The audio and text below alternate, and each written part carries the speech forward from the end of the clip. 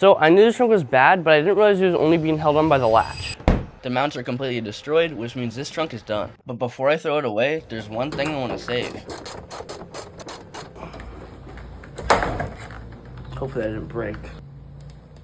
The good news is the new trunk is way nicer than the old trunk, but the bad news is that the previous owner already drilled holes in this trunk for a wing, and we have to find out if it lines up. So far, so good.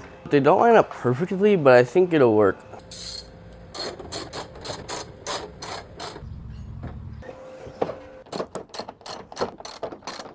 Now it's time for the moment of truth. If this doesn't sit right, I don't know what I'm gonna do.